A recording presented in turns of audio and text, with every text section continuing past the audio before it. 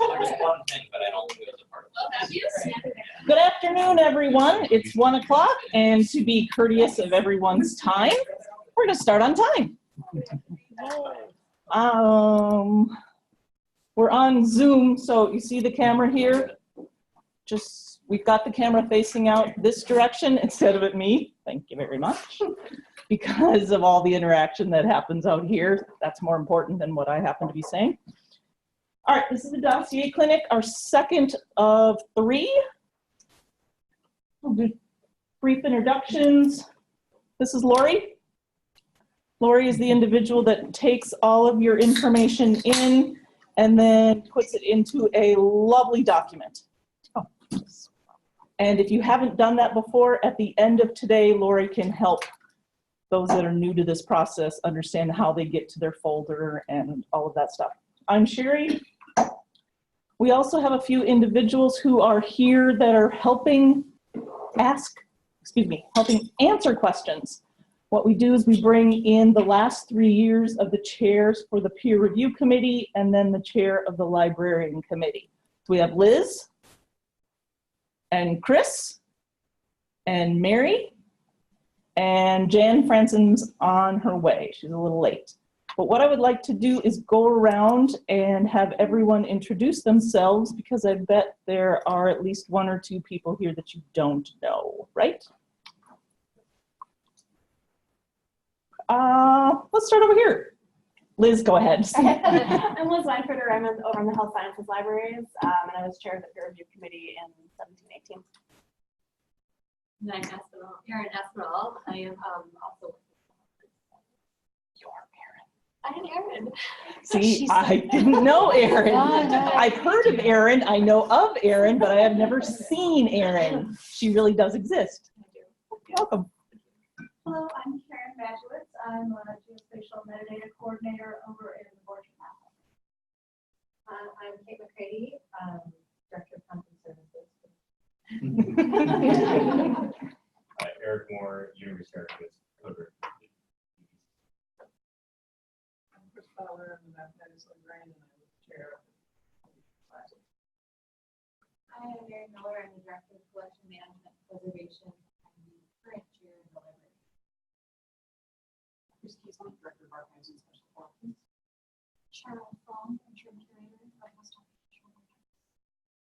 Hi, I'm Jamie McCarty. I'm in space classes and professional programs. I'm Alexis Logston. I'm in A&H. Christy Cooper. I'm life science librarian for APs. Kate Wilson, I'm life sciences librarian. I also use Shooter. Emma Moles, content services. Cody Mensley, librarian in social sciences professional program. Sarah Jane Brown, pharmacy librarian, and in health science. Thank you. What we're going to do today is we're going to go over quickly go over the librarian appointment and promotion process document. I'll show you what that is. Then we're going to talk about what is in your dossier. Then we're going to talk about the review and the evaluation process for promotion and continuous appointment. And then Lori's going to work on the electronic dossier logistics if you need help with that. We also had added a slide on works. How many people were at the meeting of the whole on Friday? You don't have to raise your hands if you don't want to. I wasn't, I'm sorry. Chris was. Jan Franson did a brief intro on that, but we're going to talk just a little bit more to help. There's a few individuals that were hired after June 30th, 2017. And there's a group of them over here. There's a group of them over here that will be required to use works moving forward. The rest of you, not yet. All right, the librarian continuous appointment and promotion process document. I'm going to hold up this document and everyone is going to nod yes, even if they're lying to me, okay? You have all seen this document and you have all read through this document. Like I said, nod yes, even if you're lying to me, because you will have done that, right? Before the end of the week, All right. Those of you that met with me when you were hired, we went over this document really quickly. But this is a very, very important document. It talks about the continuous appointment and promotion process. It provides the, provides the criteria. We lost the thing. It provides the criteria for promotion and for continuous appointment. So please, please go read through this when you have an opportunity. Are we back on? For those of you that just came in, we're also Zooming this. That's why the camera is here. And Ashley's the magic behind the screen, doing whatever she needs to do. The other important item that was sent out, oh boy, sometime in June. And again, nod yes, that you have looked at this.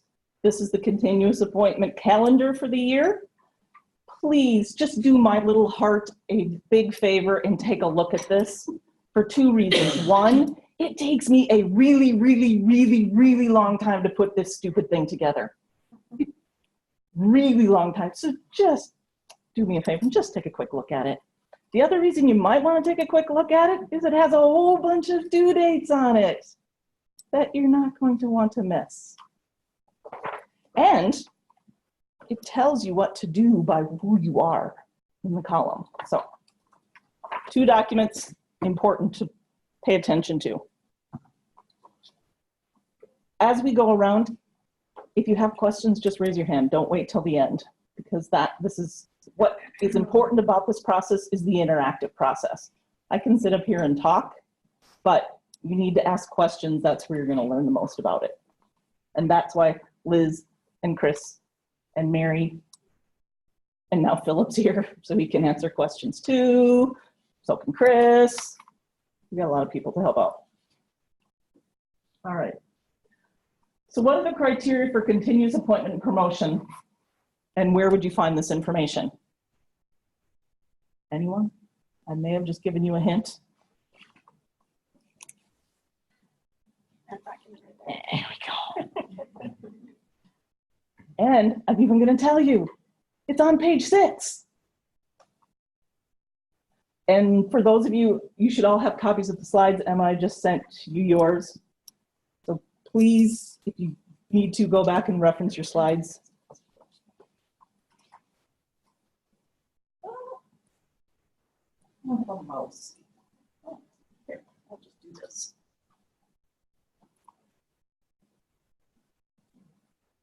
So what are the 3 criteria for continuous appointment? Quickly. And you don't have to read them word for word, but what is the concept? What's the first one? Very good. What's the second one? Contribution to the library and the university. Yep. I'm so excited. And the third one? Contributions to the profession. Yay. Very good. Yes. Thank you.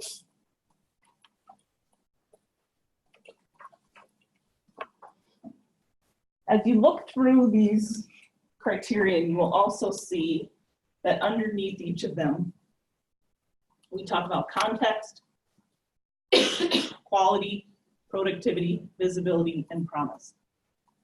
As it says at the top, these are not a checklist, they're ideas. These are the same criteria for continuous appointment and for promotion. So if you are on an annual appointment, you have the same criteria. Okay. Any questions on the criteria?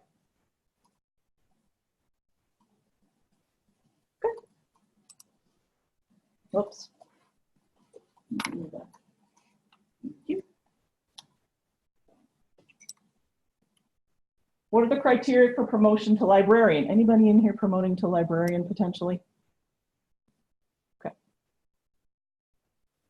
And where would you find that information? Since there's only one, I'll give what Kate go. Same place. It's on page 10, just in case you're looking for it. Very similar criteria, except the easiest way to put it is except more and sustainable. Did I do that right, Chris? Sure. Okay. Now we all know where to find it.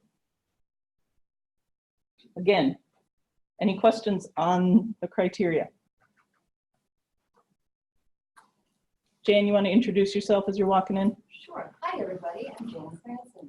I am part of the panel of people answering questions. So far on the question front, we've been pretty low. We've got a group that knows a lot.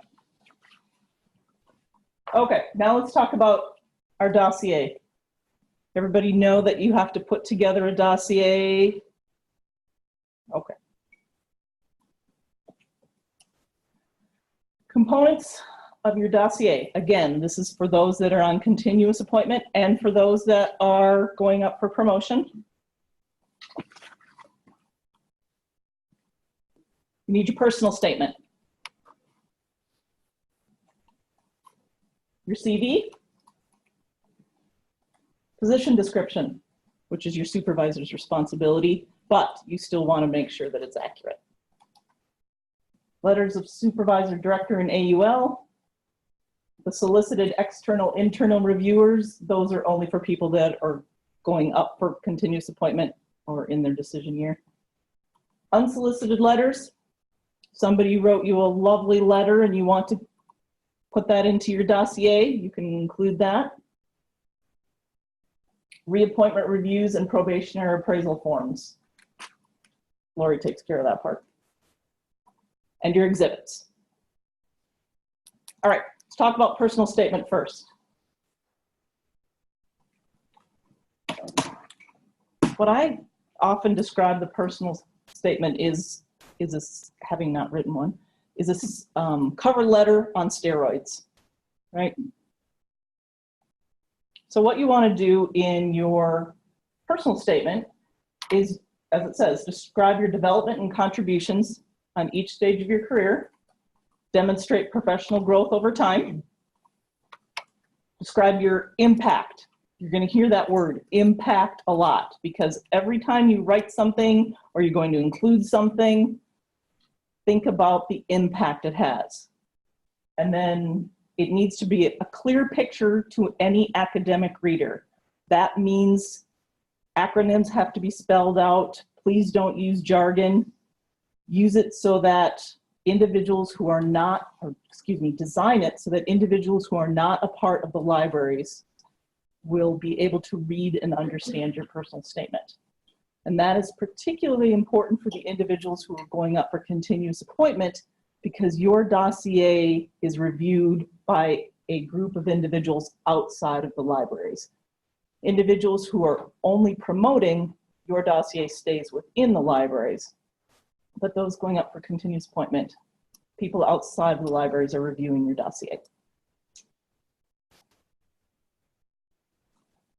Let's click.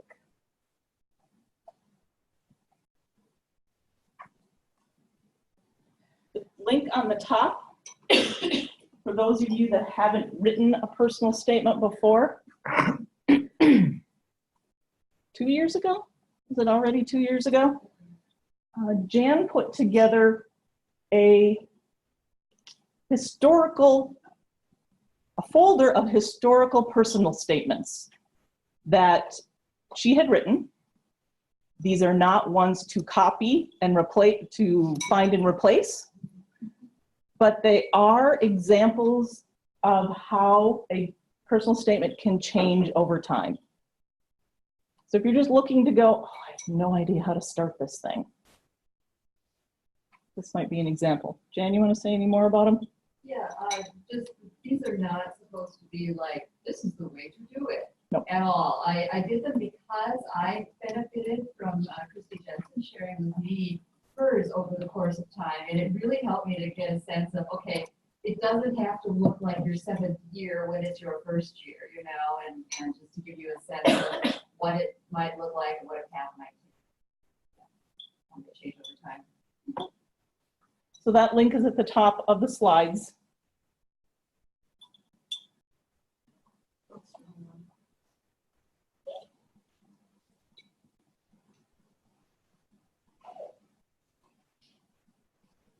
Whoops, sorry. also linked at the top of the slide is just a little more detail on suggestions for your personal statement. I would suggest that you write one every year, even if you're not in your third year or your decision year. For individuals who are promoting, that is a little different because you don't have, Karen, I'm looking at you because I know you are probably one of the only annual appointments in the room. Oh yeah, sorry. Oh, we have 3 annual appointments all right in a row. And so you're not, because you don't have a 6-year trajectory, and for annual appointments, promotion can happen at any time. There isn't a timeline there. I would suggest writing a personal statement a couple times, having people review it before going up and promoting, just so you can get some feedback on if more information is needed. Any questions on writing your personal statement? Everybody's got it down. Awesome. I'll just interject one thing. Thank you. This one's we're gonna be done by about 1:45 at this point. And this applies to all the pieces, but anyone who has been through this process is more than happy to take a look at your personal statement, give you some feedback, because every person you talk to will give you slightly different feedback because there's not like a formula. But the main thing that you're looking for, like Sherry said, is demonstrating your trajectory of growth starting from your baseline. Okay, so don't be afraid to reach out and ask for help, because it's usually really helpful to get a couple of different people's perspectives on how you're telling your story through the personal statement, because I know that that's always the thing I read first when I'm reviewing a dossier, and it really sets the scene for everything. So this is your chance to tell your story. So I just want to throw that out there. We would be very happy to help with it, give you an extra perspective. One question that comes up is if you've mentioned something in your personal statement in year 1 that you were going to do and it didn't happen for whatever reason, how do you address that in year 3? Do you just pretend it didn't exist? Anybody in the back want to help? Well, I think there are a couple of ways that you can deal with it. One is to focus on what you did do, and to say, my priority this year has been on X, which at least would make it. It's always going to be the case that people's priorities can change over the course of time, and to not have done something and not replaced it with anything is not such a good story to tell. But if you didn't finish something because you did something else, focus on that part. I think the point has been made previously that it does make a difference whether, saying you're going to do something is because somebody else told you to, like your supervisor recommended that you do X, or your previous peer review committee recommended that you do X. That would require a little more of a pay attention if you actually didn't do it, I think at the last session, you noted specifically if in your 3rd year review, the search committee writes in a letter, we look forward to X person completing X activity, then that's more formalized, and that's something that's important to follow up on or give some sort of explanation for why. Because your personal statements, you just have one in there. You don't have a historic list of them. So, I mean, you could pretend something never happened if it's something that was more minor, but your CV obviously builds on itself, but your personal statement is just the most current one is in the dossier at that time. Yeah, Jay. Is that also the case for the 3rd year one and then the decision year? So like the one I'm writing this year is the 3rd year. Correct. So of course the peer review committee will see it. Then will the peer review committee in my decision year also see the 3rd year? No, not the personal statement. We see the letters that was written from the peer review committee, the letter. But your personal statement is always only the current one that's seen by anyone. So they would know about like a suggestion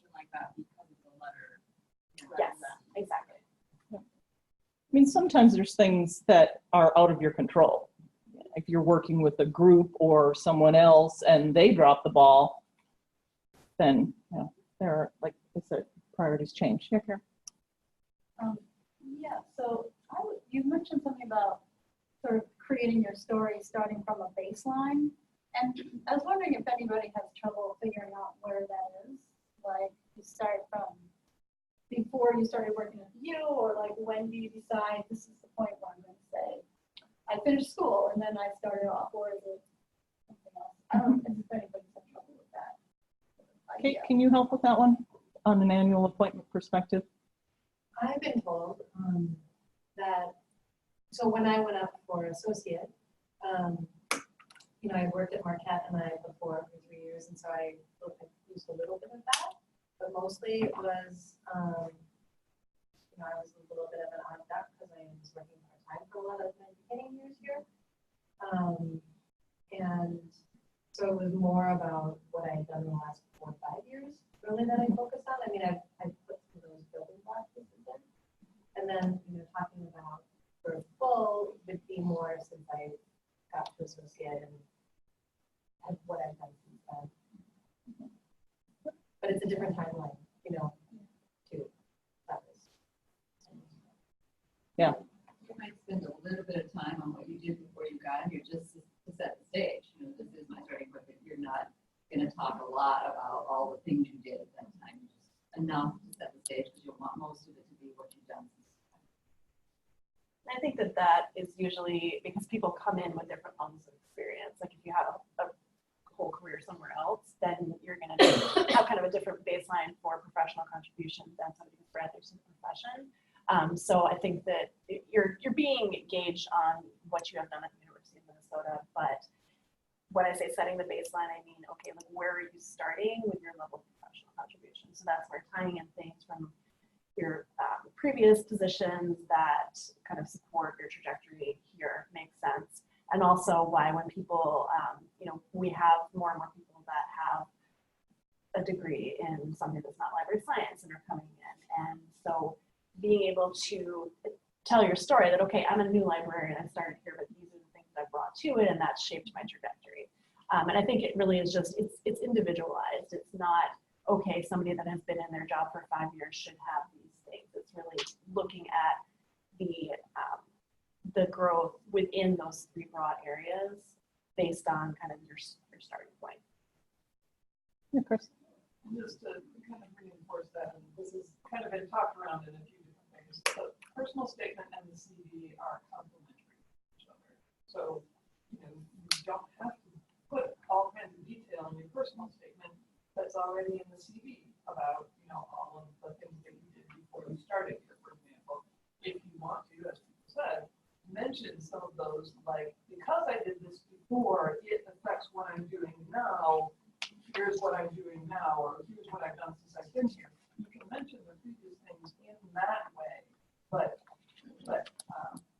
it's not really important at the detail level what happened before, and it's still always there in your CV if people want to see what happened before in more detail before you started. But and just in general, the personal statement is a way to shape the story, not just have the chronological list that's in your CV. There. Hi, so advice for me, who I am an annual appointment, but I also came to the libraries in a very probably unique way where I was on a career trajectory, took some time off, and then built my way back up into where I kind of, you know, started, left off and started again. How do you address any gaps in your resume or any conscious choices to make doing something different for a period of time? That's a good question. I don't think you need to in this context. All this part is for is what have you done since you started that makes you qualified for continuous appointment or promotion. And I don't think what you did before, other than again saying the context and all of that, really is going to make a difference. And if I started here very part-time, Yeah, Do I include that or? Okay. You know, it didn't affect me. Yeah. I was very part-time and then once I got on the Mellon grant work and Ethics Share and I had started building a community and I had people that would write letters for me and, you know, I had done that work. Before that, it would have been really hard to pull that together, but once I had those pieces, then it was fine. And it was really about that work and what I needed that time. I think with annual appointments, because with people on the continuous appointment track, it's a pretty set like amount of time. So it's, you know, I just said that everyone is individual, but you're still have a trajectory that has to happen within approximately 5 years. With the people who are annual appointments going up for promotion, there's not a set timeline, so you don't need the same sort of ramp up of stuff that in terms of the amount of time that it happens in, that just has to happen by designing the appointment. So it's totally fine if it's taken longer, and so that I think is like Kate was saying, the part-time doesn't really matter as much because now at this point you have demonstrated the things you need to demonstrate. Any other questions on personal statement? All right. Next part of your dossier is your CV. All done a CV. In the slides is a link to our template. We ask everyone to use our template, and I'll tell you why. As everyone reviews your CV, we need items in the same spots. So that when the peer review committee, for example, this year coming up, there's 9 individuals that they have to review between those that are being in 3rd year and those that are in their decision year. Everyone on the peer review committee reads through all 9 of those dossiers, and that's a lot of information, and they need to know that everything is in the same order for everybody's CV. So we talk about education, professional positions. Please follow this particular template. And as Jen demonstrated or talked about on Friday, then there's that whole works thing, which I was trying to avoid, but Jan didn't let me. So we'll talk about that at the end.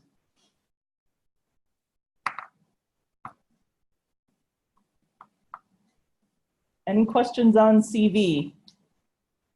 Yeah, Jane. Should you, so if you have something in your CV and then you're also including it in your exhibits, should you label it in your CV, like see exhibit 1, A1? Is that good or bad? It's neutral. I mean, you have a table of contents that's annotated for your exhibit, so it's not going to hurt anything, but I also don't think it's necessary. Okay. What about for the personal statement, same deal? Yeah, I mean, again, you can say if you're talking about something specifically, then you can say that. Although, again, they're complementary, so it's usually pretty self-explanatory. So I feel it's kind of neutral, but others don't have it. Chris? So the thing that I would add to that is just use consistent language about that. You know, like if you have a shorthand 2-word phrase for the kind of one part of your research, that's great, but can people directly match it up? You mention it in your personal statement. Could they, from those words you use, tell which pieces on your CV or in your exhibits it is? If they can, you're fine. Sure. But if you're actually calling it something different than how it's labeled, the readers are going to have trouble. Consistency. and it's really fine to link to, use the same link, hyperlinks, not taking up any more text, but if people are looking at it electronically, they can click on it from wherever.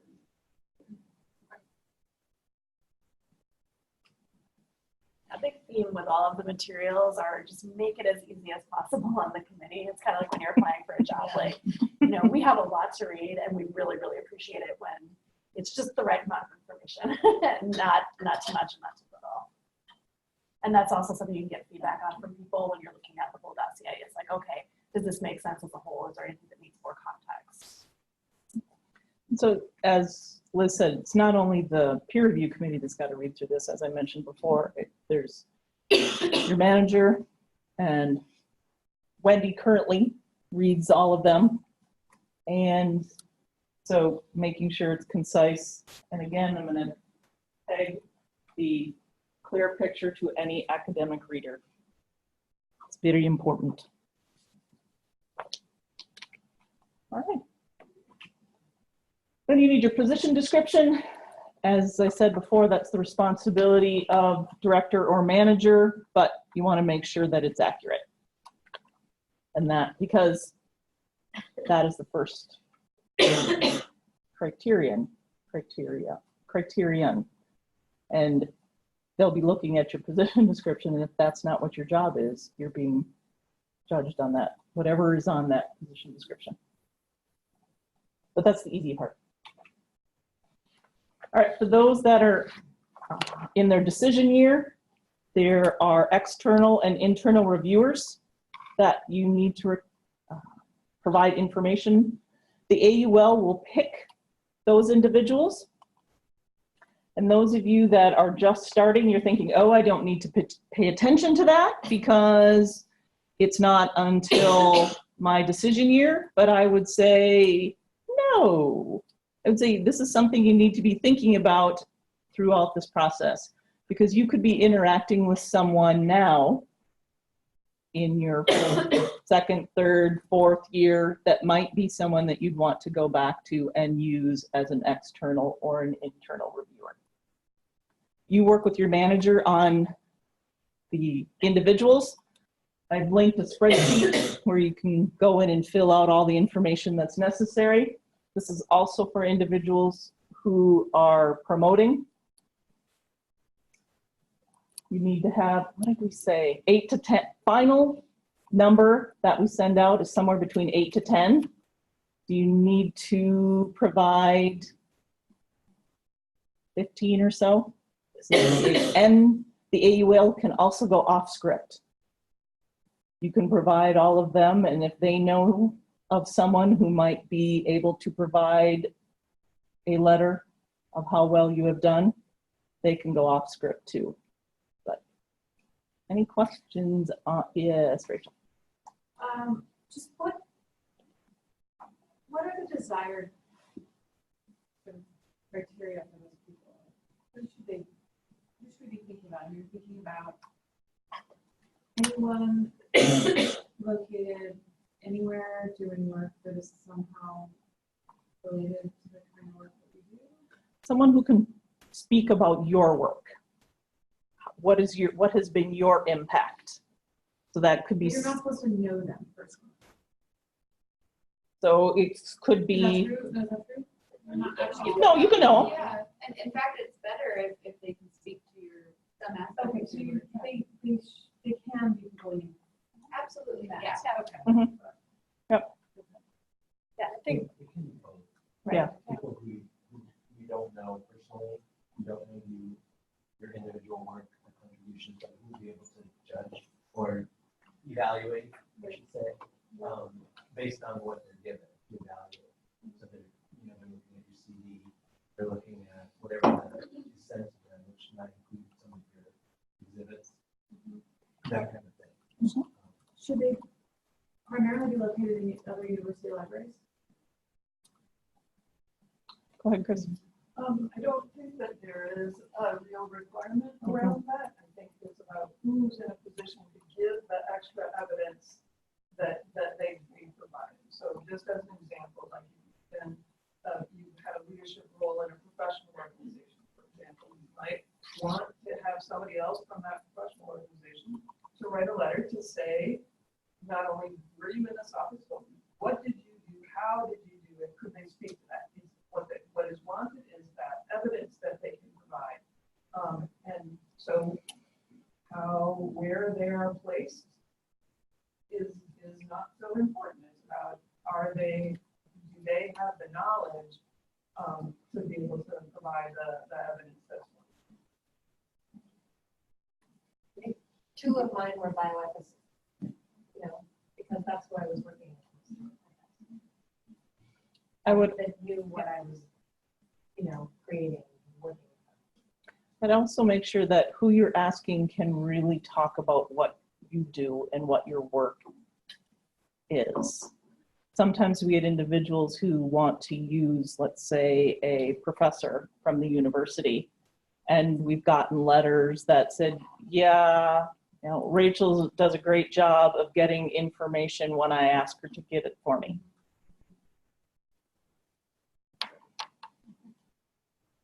Doesn't really talk about the impact. But Go ahead. I also think that I've heard the committee say that in the past, it does to a certain degree have to be someone who understands what it means getting a continuous appointment. It's not just what you're doing for them or what your contributions, but understands what that means towards continuous appointment. I think that, like the other things, the letters are complementary to the rest of the dossier, and it's kind of like the external version of your personal statement. So it's kind of qualitative assessment of the things that you have on your CV. And it's also, even amongst the committee, I mean, if you think of all the different types of positions we have here, even in the libraries, like as a health sciences librarian, I just don't, I mean, I do it better now, I haven't been on the peer review committee, but like what an archivist does and like what is an impactful thing. Like even I, as another librarian at this institution, don't understand like the impact of that. So all of the letters are going to just explain better why these contributions are a big deal or like what these actually mean. And so that's where, people that or that you've worked with on projects can give that additional depth of like what your contributions are. And also where a person that you may not know personally, but who can look at your dossier and is like, oh yeah, this is great, look at these pieces, and can kind of pull that together for us. Like we pull a lot from the quotes that come in letters when we're kind of writing up our letters. So it's just more context so that a person who doesn't know anything about your work can understand why your work is. Any other questions?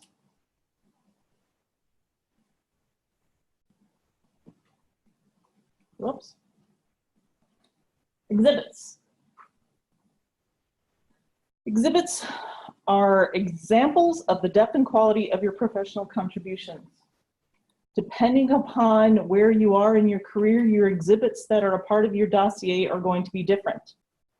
Remember that when you're in your first couple years, we are not expecting that you are ready to promote or to go up for continuous appointment already. That's what that entire 6-year period is for, if you choose to do that. Know that. And also, what's also important is to know that you are not being compared to your peers. Even though there is a group of individuals that are all in year 1, you're all in different stages of year 1. Everybody has a different job. Everyone comes in with different experiences. We hire individuals who are 1 to 2 years out of library school, and we hire individuals who have 12 years of experience. Their dossiers are looking completely different. So just know you are reviewed on your own merits, not on your neighbors. Okay. I think this can't be stated enough, so I'm going to just keep stating it, that yes, there is not a secret list of things you need to do. There's no secret list that says you need to have 3 publications. There's no secret list. The only criteria are those 3 criteria that we mentioned at the beginning. And because those criteria are fairly general, they're that way by design because that looks different for everyone. It depends on where you're coming from, your type of position. Because that's challenging, especially when you're starting out. It's like, how do I get these things? We have a lot of supporting documentation of examples, but just remember, they're all just examples. And we're so lucky to have just high achieving people here, which is awesome, but don't let that freak you out. Like you don't have to do the same things that somebody else that's on the track in the same year as you is doing. All you have to do is create your trajectory for your career based on performance in those 3 areas. And it's going to look different for everyone. So just don't get freaked out because you're doing fine. I'm just kind of like a logistical question, Liz, that maybe you can answer. So let's just go with something that's kind of black and white, like you publish an article, if you're a reviewed article. So for the, include, like if you have usage, I mean, how, like, is that just like add a PDF of like the alt metric down it? Or like, what's like a good way to capture something that's just like that? Yeah, it totally depends. And I mean, I think that what it typically is, and I mean, this is just like a microcosm of the rest of scholarly publication. Like, okay, you can say how many times it's been downloaded or how many times it's been cited. Like, that's one way to do it. But I think that this is also where what I really like about having the annotations for the exhibits is that you can add other types of context. Like, this was used in a white paper or something where you can grab things that go beyond even like the numbers of all metrics. And with a typical, like you said, a typical article, there's the metrics, your choice of metrics are a little more traditional, but other types of things you might add as an exhibit, like again, reports or white papers or even presentations at national conferences can be added in, and they can have a large impact that might not show up through traditional things. So it really just depends on how you want to tell the story. And like add it almost as like a cover page, or is they're all like, they end up all being like PDFs, right? Right, and it's going to be, so the table of contents for your exhibits is going to be where that impact stuff goes. So okay, in the table. yeah, exactly. So you'll have the whole thing, and they'll have a little annotation about like why is this here, why is it important, and then what sort of impact you observe from it. Okay. If you're going, oh, sorry. For the exhibits for code, like scripts that you've written, Python scripts or something, would you just have a link for that? Or, obviously you'd want to tell a story about what it is and how it's useful and who's used it, but I'm curious, does anyone want that? It's often very opaque. Right, but I mean, probably in that specific case, I mean, if it's something that somebody, people who don't know Python, or it's not going to mean anything to them, then it can probably just be in as a link, and that would probably be fine. I don't know what other people think of that. That's the kind of thing I would say is in your CV. You want to talk about it in your personal statement. I pretty much wouldn't want to see an exhibit on that. If the exhibit is the code itself, that's if there's like a user interface website, that might be something to see or link to. But I think it's a question of whether the people on the committee will learn something more about what you've done by reading the exhibit. And with very few exceptions, reading a script or a code is not going to help with that. But talking about it in some other way would be cool. And I think you can certainly put the impacts if you have downloads and things like that. You can put those in your CV. You don't have to only do that in the exhibits. If you had, for example, you posted it on GitHub and you have some fabulous documentation that is going to show people how to use it, that might be worth putting in the exhibits, something like that, but probably not the code just. Yeah, and it might be something with an exhibit, like if there's things related to it around it, like maybe you did a presentation on it, or maybe whatever. So yes, but it can also just be mentioned in the personal statement as well with the impact there. So yeah, basically what Chris just said. Which is similar to if you're using presentations or putting PowerPoints in your exhibits, and your presentation for some reason had a bunch of dogs and cats but there's no text. Understand that the people, all they're looking at is your pictures of your dogs and cats and no text. You have to make sure that you've either got your presenter notes, or you can go in and use one of the One Button Studios and record the presentation so that they can actually watch that if it's something that has an impact. But please just don't put in copies of your slides without some annotation, because everybody's just going to look through them and go, yeah, those are pretty. they won't have any idea what the impact was. And I yes, feel we like still get that. That's kind of what I did in like year 1 and 2. Because the Could have been. folder is empty and like I Yep. felt like nervous that it was empty. So I felt like it was just junk that I put in there. But I don't know, like maybe, I don't know if anybody ever looked at it, so dodge the because it was 1 and 2. So. Yep. And I was actually Sorry, just, Doc. that's a good lead in because Yes. this comes up a lot with year 3, especially if you're a newer librarian, where it's like, oh my gosh, I don't feel like I only have one thing I can put in here. And like, that's okay. I'm thinking back to a dossier we had, and it was literally, it was just like one exhibit, but this person clearly had lots of stuff in the hopper and it was evolving and they were right in the middle of their trajectory. So that's totally fine. Like, even when you still might have things that you might include in year 3 that maybe you drop from year 6. I mean, like with anything on the CV, but don't feel like you have to pad it like even in year 3. If you're telling your story and if you're you have things in progress, then that's okay. And honestly, I mean, speaking for myself, but probably also others on the peer review committee, less reading for us, awesome. If we don't need to read an exhibit, we would love to not read an exhibit. Because they read everything. We do. How do the people that are on the committee feel about links to things versus adding it as exhibits? Sometimes you just have to. If it's an online exhibit or something like that, which we have seen, it just doesn't flow. If you try to, you can't print it out in any way, so it doesn't go into a PDF.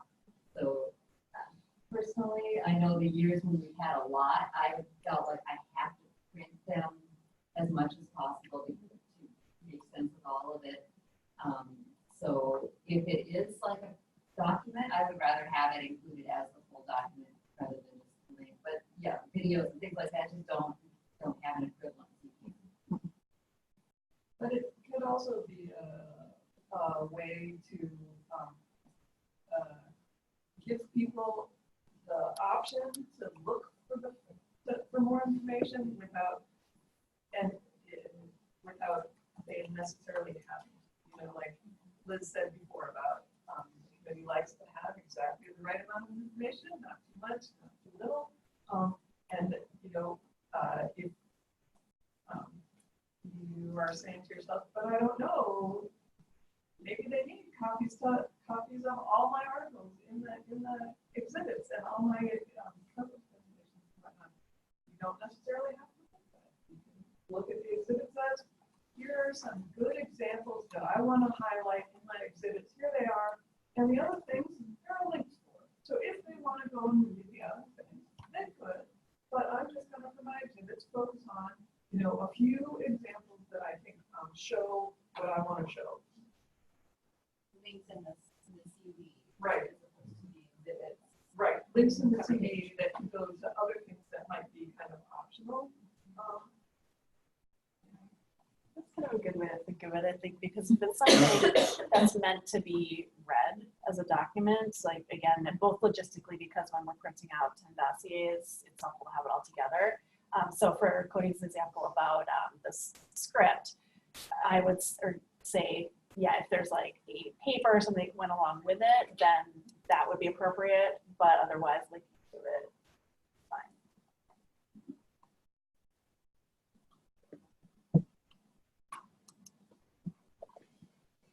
With all of those parts, you've got a completed dossier. Again, be clear to non-librarian academic readers. Be complete according to the instructions. Provide an accurate picture of your career. Be able to stand on its own. Any questions on the dossier itself? Question for the Okay. committee members. How often do you go back to people and ask them something else? Ooh, good question. It's reasonably rare, and part of it is because it would be, if the committee has to ask for more information, that needs to be recorded as part of the official records of the process. And so it's a pretty clear signal that there was something missing here that that needed to be filled in. we might do some off the record checking of, like, at the time you prepared your dossier, an article was in process, had been submitted. And we might check with you, because it's just some months later than we're doing it, we might check just informally, has the status of that changed? Like, it was submitted then, has it been accepted now? That kind of thing. But if it's, things at the level of, we don't see that this aspect of this person's job description has been addressed here, please would you provide us more information about that? That's the time when the committee would say, would actually ask, we need more information because we can't make a good determination unless we have that covered. Does that make sense? And I remember, I think it was Christy, we were working on the report, and she wanted to get it in your dossier, but it was gonna be like December or something, and that's okay to get back to load things in then, or? Yeah, you can add to it later on. And I think even after the community report was ready, right? Yeah, I think so. Because remember, you're submitting this now, and like the committee is not reviewing it until November, December, and then Wendy's not looking at it usually until January. So we understand that's just kind of go. We're on a little bit of a fast track this year from previous years because at some point Wendy hopes to retire. And not knowing exactly when that date is, I wanted Wendy to make sure that she was going to review all of the continuous appointment dossiers. Therefore, she normally does that in January. This year, she's doing it in December. That doesn't affect your timelines. It does affect the peer review committee's timelines a little bit. I've moved them up. So they'll be reviewing a little earlier than normal. One thing though, Wendy does read all of them. And if you have put something in there that, as they were saying, where it was submitted, or if there's any event or document or exhibit that you are talking about having a big impact, and it is supposed to be done, you're projecting it in December or November, even though, like Liz said, you're putting everything together now, she will ask. She will send you an email and ask where it's at. So if you're putting something in and you're really talking it up, make sure that it's real. That's all I can say. Because she's gonna ask. Can I add one more thing?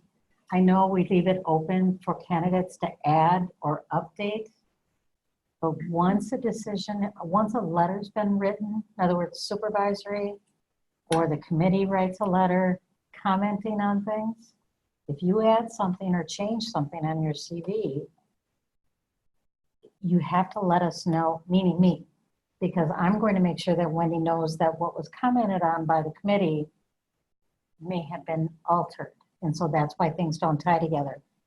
Don't contact Wendy directly to tell her something like that is what I'm getting at. Some of you have a very tight relationship with her, so I can understand where that happens, but it has to go through, the channels have to go through the file processing of it as a matter of record.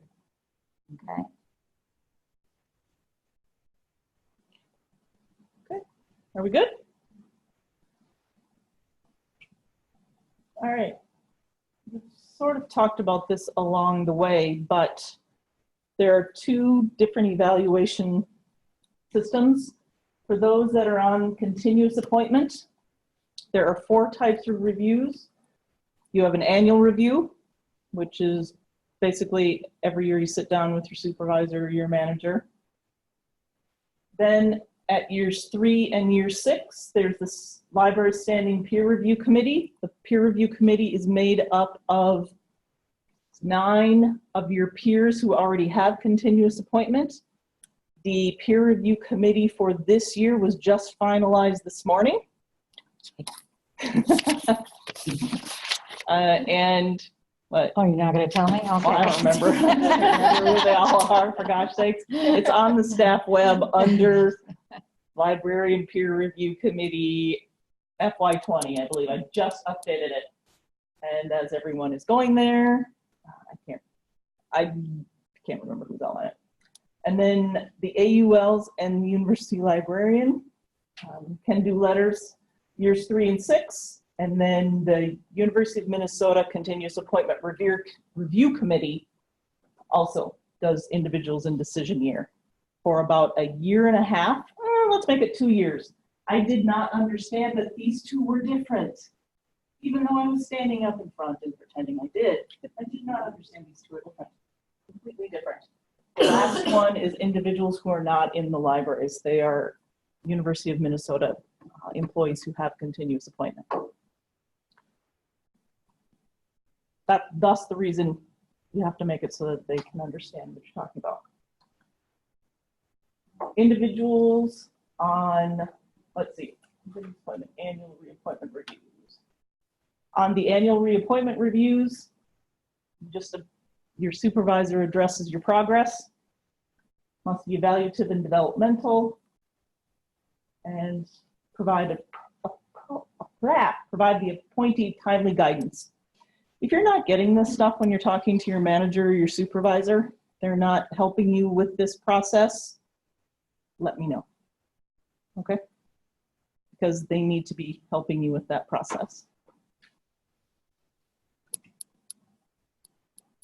Library Standing Peer Review Committees, we just talked about year 3 and year 6. AUL and University Librarian, years 3 and 6. I don't know why I have all these slides in here. They're good.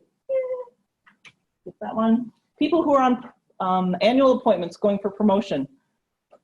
There are 2 types of review. You have your decision year, which is done by either, depending upon if you're promoting to librarian or associate librarian, it's either the Standing Peer Review Committee or the Librarian Rank Peer Review Committee. Then also the University Librarian makes it the decision on the decision year. As I said before, promotion is all internal. That does not leave the libraries, which is why we're doing promotion January and February of 2020, because we want the new person to come in and have all this work to do when they come in. I don't know whose idea that was. Repeat. All right, before I go into this, anybody have any questions on this process? I'm standing in front of the work stuff. Should be obvious. I'm sure it's in the paperwork somewhere. But what are the actual date timelines for what are we covering in the one? Is it fiscal year 2018 to 2019? Or that's a very good question there. You've lost me between the timeline. He wants to know the timelines for each dossier. For mine, so I'm going up for my first year. What dates should I be? What's my beginning cutoff date? Well, your begin date It's not was, anywhere. We hide that information. yeah, no, your hire date was 11/7, 2018. So I want to start there. Yeah. Okay. I mean, you can, I know. as in people, there's background that you bring into the position, but that's, I like publications and stuff. I want to focus on. I mean, maybe you've done a publication before that led to another publication. I would think that they would want to know that. Or maybe Chris. But I think that this is one of the distinctions between the spring review and the fall review. Spring review for performance is a specific date to a specific date in the calendar year.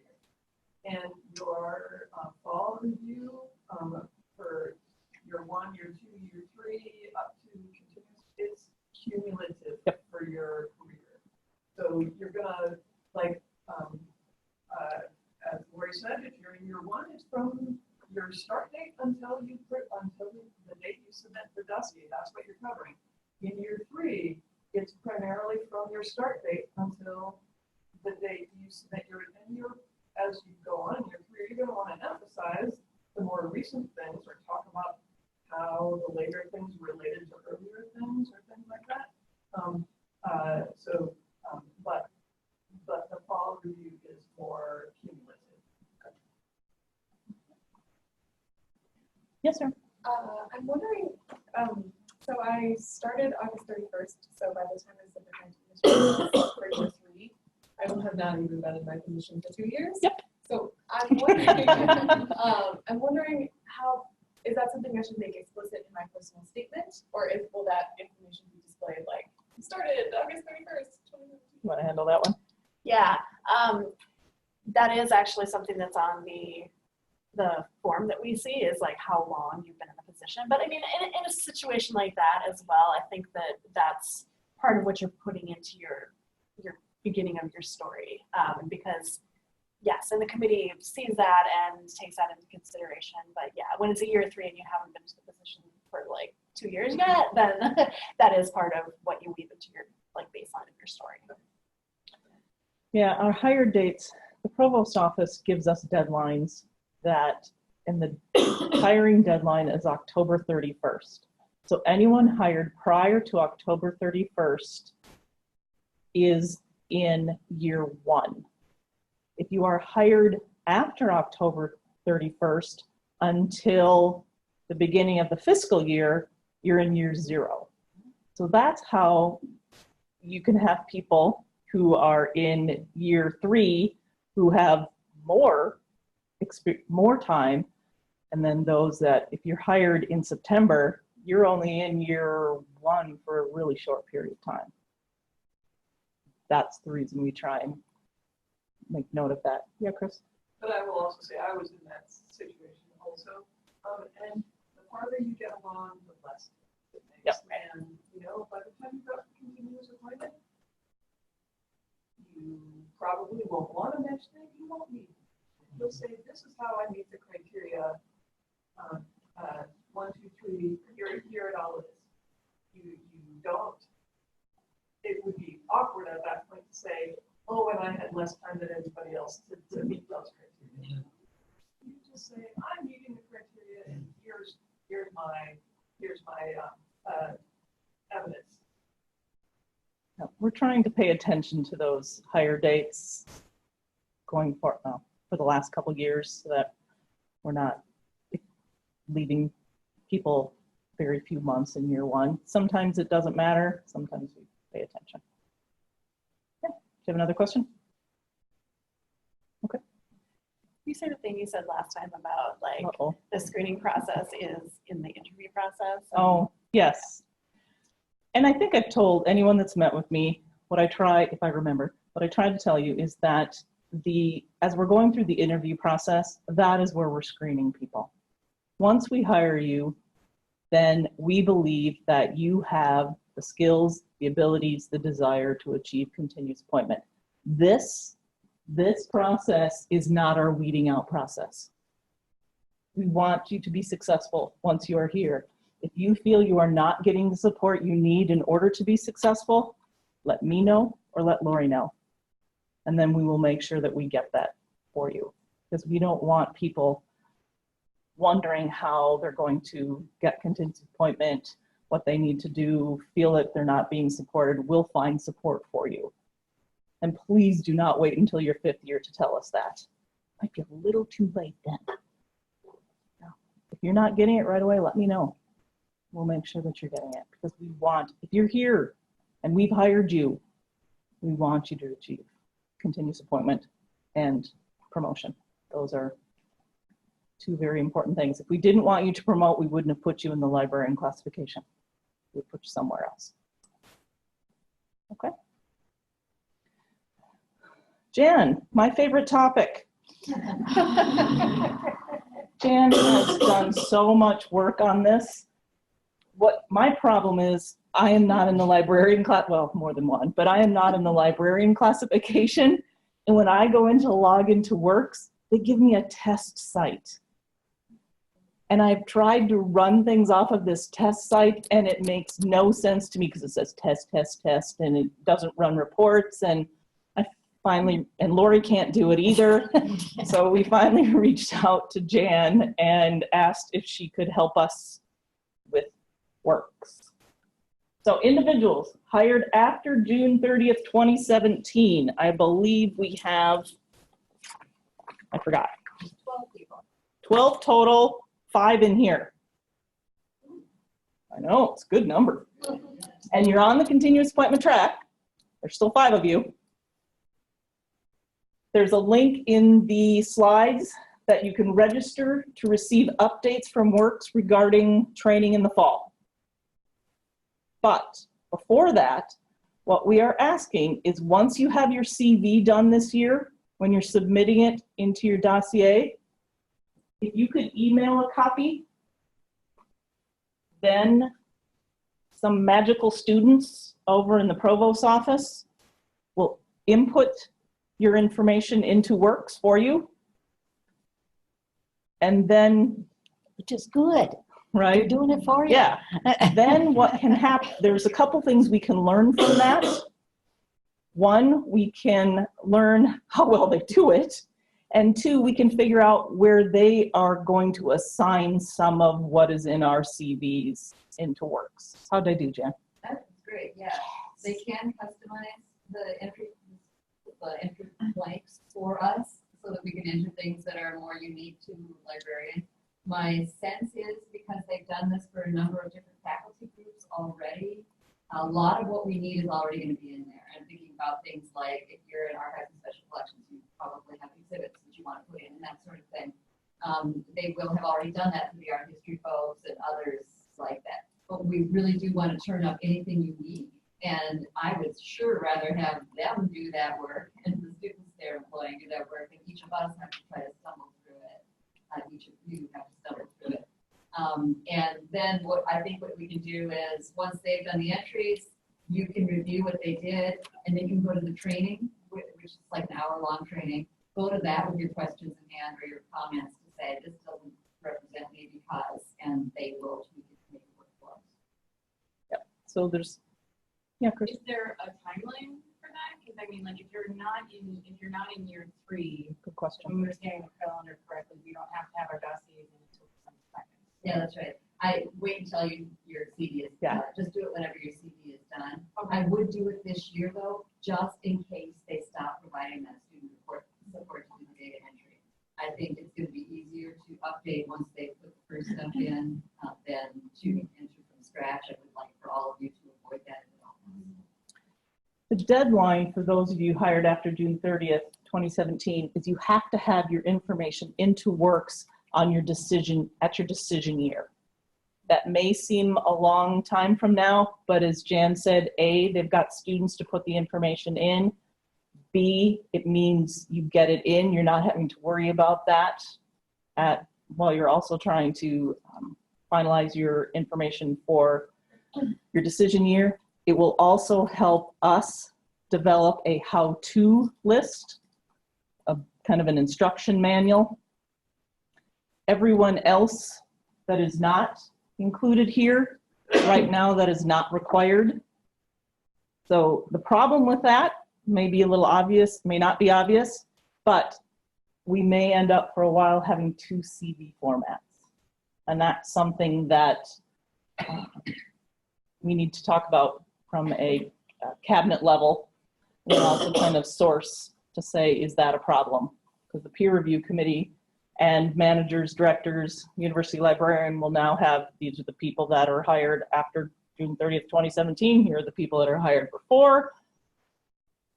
Is it okay to have 2 different CVs, and can we manage that? But that's not a concern right now. All we're worried about is having people get their information in. Sarah, you're the only one that's in year 3. Everybody else is in first year or second year, but Sarah's in year 3. So hers is probably a little more urgent than anybody else. So will we be doing both systems until so I just switch lanes into Works now? We're gonna have you switch lane. Once you get yours done, this year, don't worry about it. This year, everything's gonna be on our original system. Then we'll figure out what we need to do after that. But we wanted everybody to know about it now so they can get them submitted, get the students to help, hopefully get to some of the trainings that are being offered in the fall. and then we'll get a how-to document. It is available to anyone in the librarian classification. All individuals in the librarian classification have a works account. The top link is to the work site. You can go there and sign in and check out your works account if you want to. The most faculty are using it for what they call annual reporting. And they have annual reporting requirements related to performance reviews, accreditation.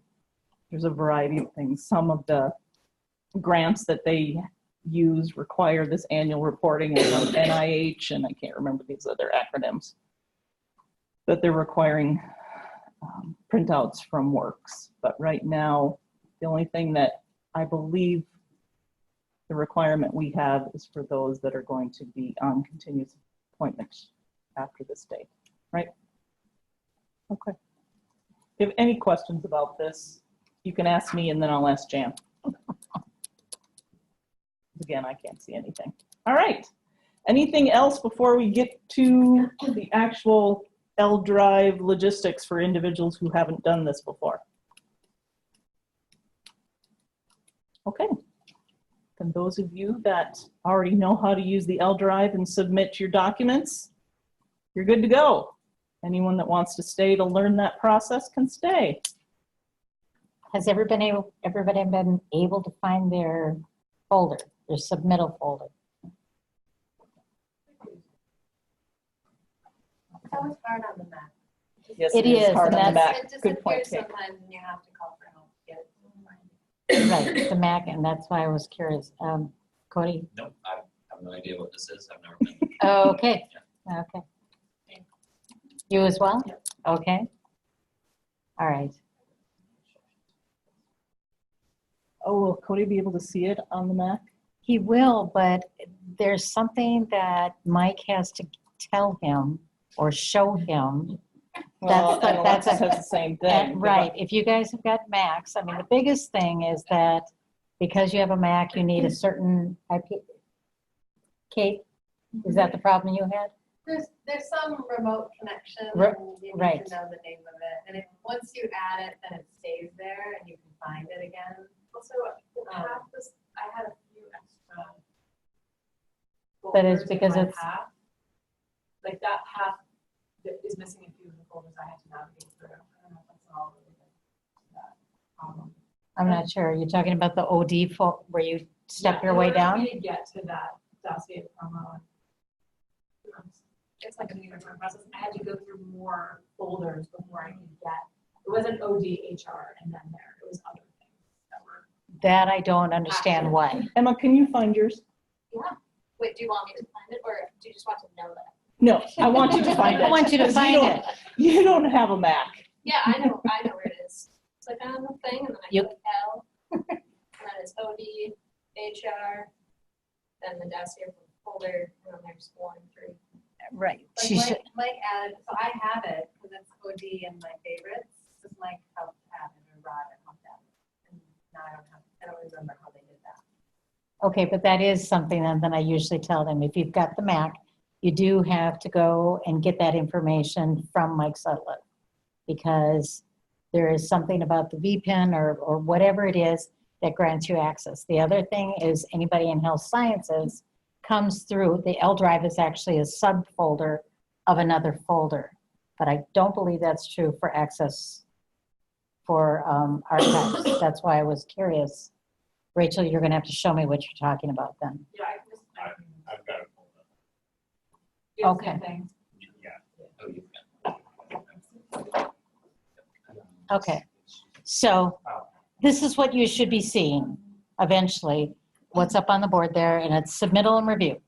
Submittal is where you're putting your documents, review is once I've taken and put it in assembly and get it ready for the committee as well as going forward to Wendy, then it'll be in your review folder. What I do is when I'm finished with it, I send a note to you saying this is where it's located, look at it, let me know if anything needs to be changed or is incorrectly in there before it goes to the review committee. And then when the review committee has their letter, I will load that to submittal to review as well so that you can see it. If someone puts a questionable thing that has to be answered, let's say the committee says we need to know this, we need to know that, that gets added into your document, into your actual dossier document as part of the review process. If it's an informal type of thing, did you mean this versus this? We don't bother noting something like that. But if it's more, we need proof of this, then it's going to be in there. But you'll always be able to see what's going forward in the review folder, okay?